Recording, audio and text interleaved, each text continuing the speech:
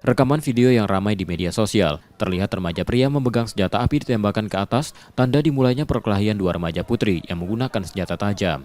Saling serang terjadi, aksi ini berhenti setelah dilerai remaja lain setelah salah satu terluka. Kejadian terjadi di pemakaman Talang Krikil, Sukarami, Palembang yang sepi. Warga sekitar khawatir dengan kejadian tersebut yang ditakutkan menyasar warga sekitar. Warga kerap melihat kelompok remaja berada di sekitar pemakaman, tapi tidak mengetahui kapan peristiwa terjadi. Khawatir dampaknya untuk ke kita ni sebagai galak yang turun tebas ini kan, ngerasa jadi seolah-olah takutnya kita yang dicam juga kan. Ya, paling tidak menghormati pemakaman. Ya, dampaknya kita ya. Jadi kita melok jadi jahat ya kan.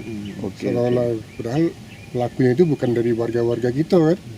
Warga datangan, Pak. Warga datangan, bahkan kita tidak kenal sama sekali kan. Tapi warga sini sudah tahu nih terkait viral ini Kak, untuk sekitar sini.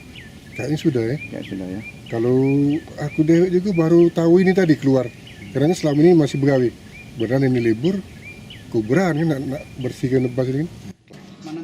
Ketua RW 07 Kemuning Palembang sempat memeriksa lokasi karena TKP dekat dan diketahui masuk wilayah Sukarami, Palembang.